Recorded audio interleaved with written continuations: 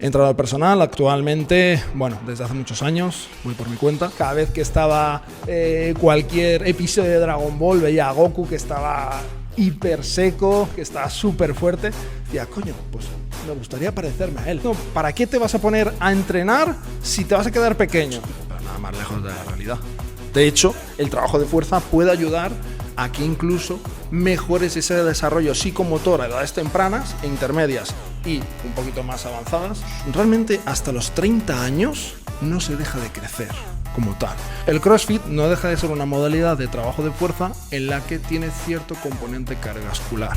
No están preparados porque no tienen un mínimo de condición física esas personas. Lo que pasa es que, claro, ahí tienes que dejar a un lado el ego. Somos personas que tendemos como tal al corto plazo. Eres muy grande, eres muy fuerte, pero te subes las escaleras de tu casa y llegas jadeando como un bulldog francés. ¿Quieres ser maratoniano y a la vez estar súper grande y ser súper fuerte?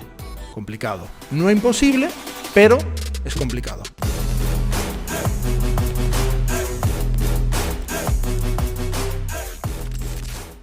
Agradecerte la presencia aquí, te hemos traído una camiseta nuestra.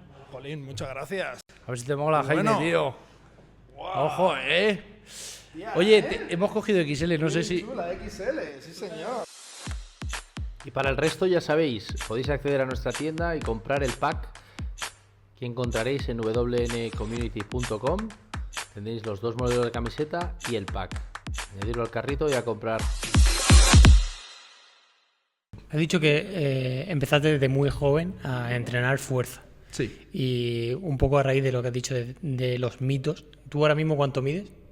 Yo mido un 83. Un 83, o sea que desmentimos el mito que se dice de si entrenas fuerza te vas a quedar pequeño. Totalmente. De hecho, mi madre siempre me decía eso.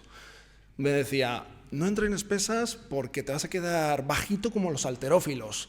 Y claro, mi madre veía a los halterófilos que eran mostrencos, 4x4 y súper bajitos. Y se pensaba que era eso en aquel entonces. Pero nada más lejos de la realidad. De hecho, el trabajo de fuerza puede ayudar a que incluso mejores ese desarrollo psicomotor a edades tempranas e intermedias y un poquito más avanzadas, prácticamente a la adolescencia, de cara a que la persona pues tenga una mejor psicomotricidad. O sea, entrenar Y más fuerza, sobre todo en pequeños. ¿en qué rango de edad dirías tú que es más beneficioso o no tiene edad entrenamiento de fuerza? Realmente más beneficioso como tal es que en realidad es súper beneficioso a todas las edades. ¿Por qué? Porque tú ten en cuenta que cuando somos niños, al final, nosotros estamos desarrollándonos hormonalmente, nos estamos desarrollando a nivel de nuestro organismo, en general nuestra fisiología está cambiando cada década y pues el que trabajemos la fuerza y el que nos ejercitemos y en general hagamos ejercicio físico es muy beneficioso y al final es cuanto menos totalmente factible, ¿vale? Ahora bien, conforme nosotros vamos evolucionando, ya llegamos a la edad adolescente, ya llega un punto en el que, lógicamente, pegamos un boom hormonal, empezamos a tener un poquito más de testosterona y, pues, se empieza a notar más ese cambio entre categorías, por ejemplo, ¿vale? En diferentes deportes. Por ejemplo, se nota mucho en el fútbol, mismamente, las categorías de alevín frente a otras categorías un poquito más superiores, ¿vale? De hecho, la diferencia entre los 12 y 14 años hay un cambio brutal en cuanto a fuerza, en cuanto a condición física, en cuanto a desarrollo de masa muscular. Que pegamos en Eso es. Entonces, ¿por qué te cuento esto? Porque luego, conforme vamos evolucionando, al final llegamos a la etapa adolescente y llegamos al punto de llegar a la pubertad, ¿vale? Ya estamos con 15, 16, 18 años y todavía tenemos margen para seguir creciendo, ¿vale? Y es ahí donde en torno a realmente hasta los 30 años no se deja de crecer como tal. De hecho, en mujeres muchas veces es cierto que igual a lo mejor se quedan más hacia los 20 y pico, pero tiene algo, tiene un concepto mucho que ver, que es el desarrollo del pico máximo de densidad mineral ósea, ¿vale? ¿Qué es esto? El pico máximo de densidad mineral ósea tiene que ver con la salud de nuestros huesos, ¿vale? Al final, a través del trabajo de fuerza, es importante que se tenga en cuenta porque nosotros vamos a conseguir lograr el, digamos, madurar ese pico de densidad mineral ósea. Por eso se dice que el trabajo de fuerza es muy importante en mujeres porque tanto en edades tempranas como intermedias como avanzadas es fundamental. Porque al final ese pico de densidad mineral ósea luego conforme va pasando la etapa de la menopausia empieza a caer.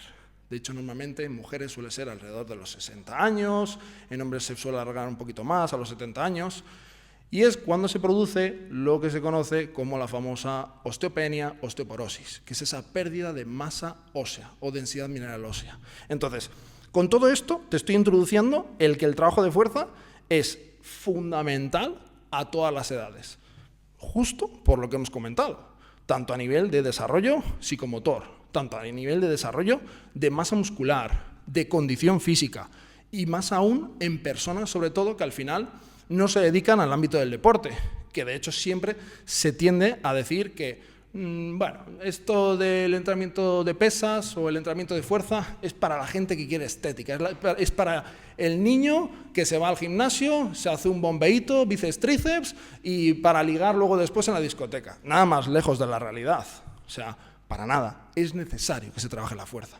Entonces, dicho esto, concluyo con que el trabajo de fuerza al final es fundamental a todas las edades. Y cuanto más envejezcas, más necesario.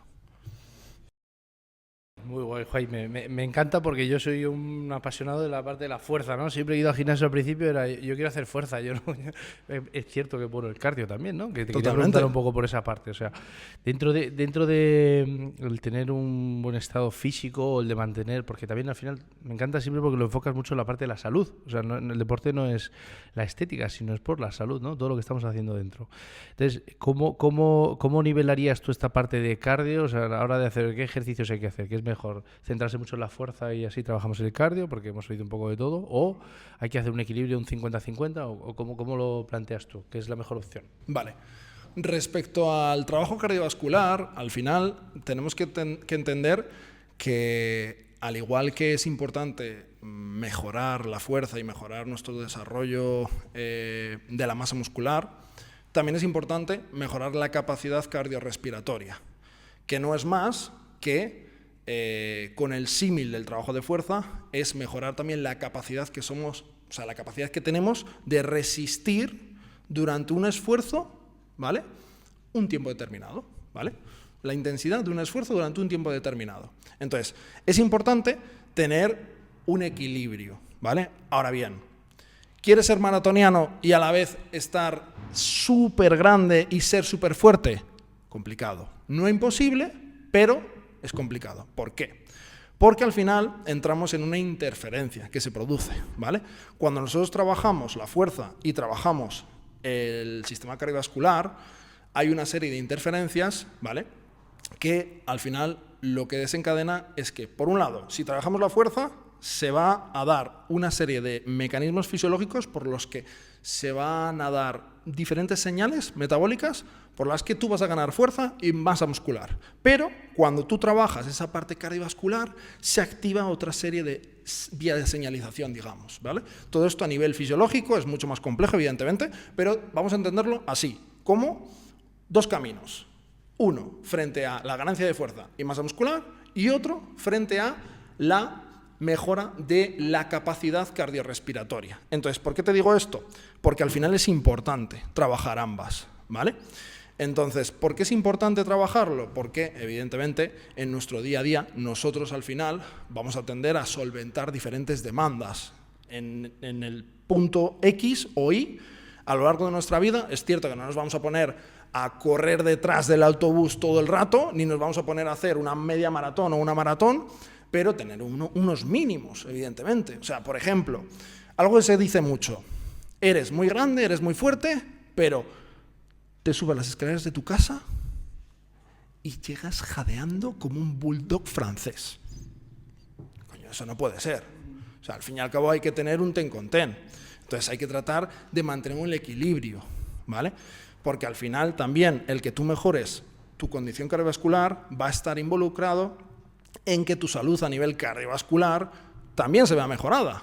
Y tan importante es agrandar nuestros músculos y ganar fuerza, sobre todo por todo el deterioro que luego se va a ir dando con ese descenso de la masa muscular, de la masa ósea con el tiempo, como es mantener al final ese mínimo de condición cardiovascular. O sea, ¿y cuánto sería esa proporción? Por decirlo, por darlo en datos. Imagínate que estamos hablando a la semana. Si yo me estoy planificando el entreno, es lunes, es domingo por la noche y digo, venga, voy a empezar a entrenar esta semana, ¿qué sería, qué dirías? Porque 5 días en el gimnasio, luego tengo que hacer los pasos, voy a correr, ando...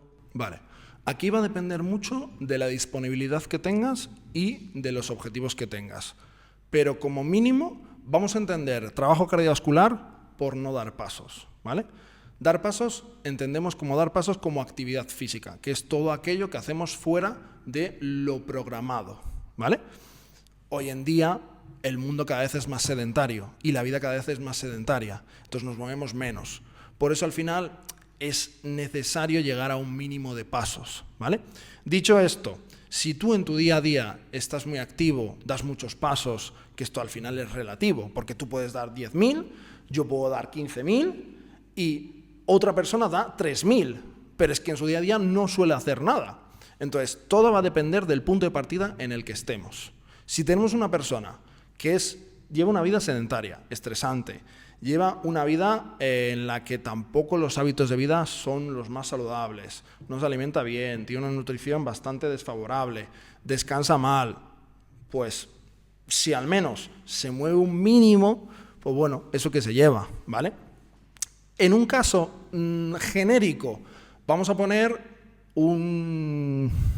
tampoco me gusta dar datos porque al final no es cuestión de negro, blanco, sino que hay una especie de gris que muchas veces es más interesante, porque al fin y al cabo, trabajo de fuerza es importante, sí, pero el trabajo cardiovascular también es importante. Entonces, si lo establecemos por días de entrenamiento, por ejemplo, ¿vale? Vamos a decir que del 100%, un 60-70% se le lleve el trabajo de fuerza y un 30% el trabajo cardiovascular, ¿vale?